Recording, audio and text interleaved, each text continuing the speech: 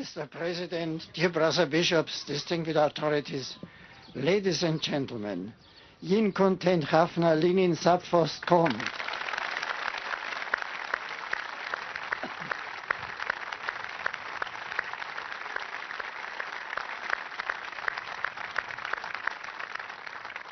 It gives me great joy to be here in Malta with you today. I come among you as a pilgrim to worship the Lord and to praise Him for the wonders He has worked here. I come also as a successor of St. Peter to confirm you in faith and to join you in prayer to the one living and true God in the company of all the saints, including the great apostle of Malta, St. Paul.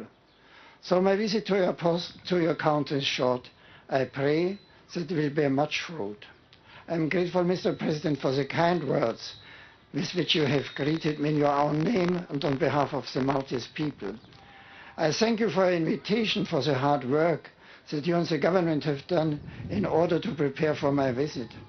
I thank the Prime Minister, the civil and military authorities, the members of the diplomatic corps, and everyone present for honoring this occasion by your presence and for a cordial welcome.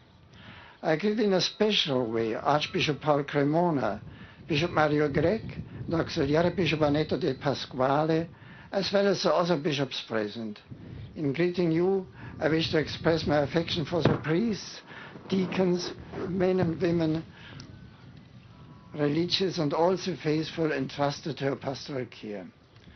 The occasion of my visit to these islands is the 1950th anniversary of St. Paul's shipwreck of the island of Malta.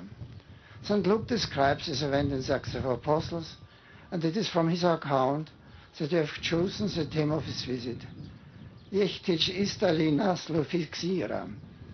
Some might consider St. Paul's arrival in Malta by means of an humanly unforeseen event to be a mere accident of history.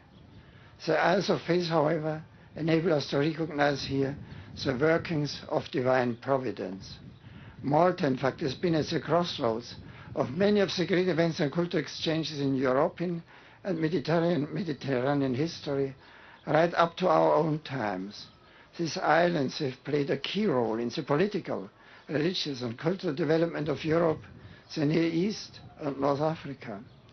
To these shores, then, in the mysterious designs of God, the gospel was brought by St. Paul and the early followers of Christ.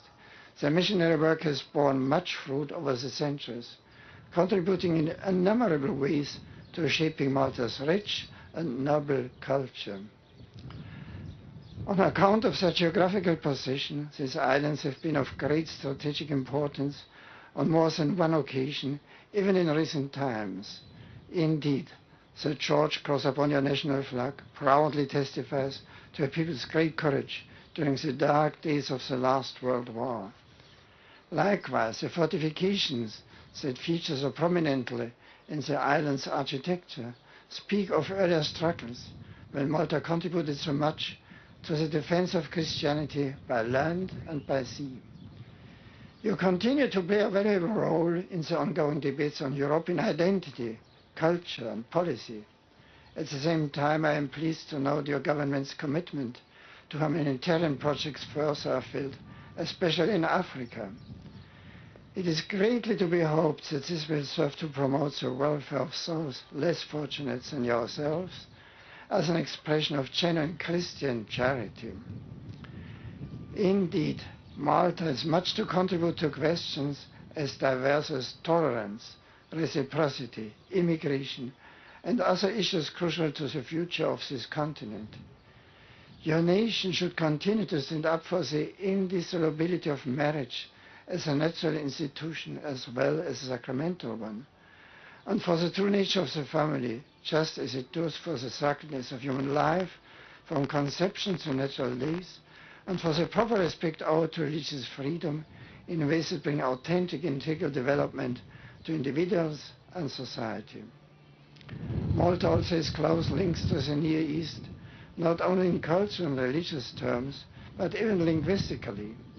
Allow me to encourage you to put this ensemble of skills and strengths to ever greater use so as to serve as a bridge of understanding between the peoples, cultures and religions which surround the Mediterranean, Much has still to be done to build relationships to attain trust and fruitful dialogue, and Malta is well placed to hold out the hand of friendship to her neighbors to north and south, to east and west.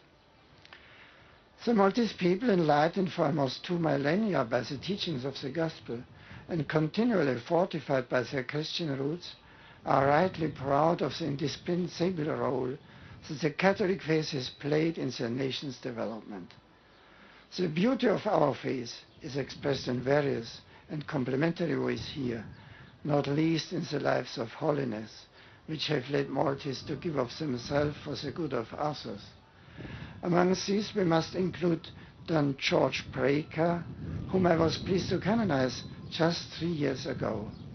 I invite all of you to invoke his intercession for the spiritual fruitfulness of this, my first pastoral visit among you.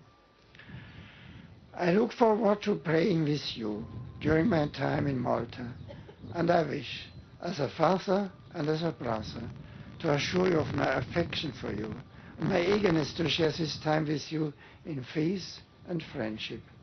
With these thoughts, I entrust all of you to the protection of Our Lady of Tapino and your father in the faith, the great Apostle Paul. Il mula ibirec il popolo collo ta Malta tu audesh.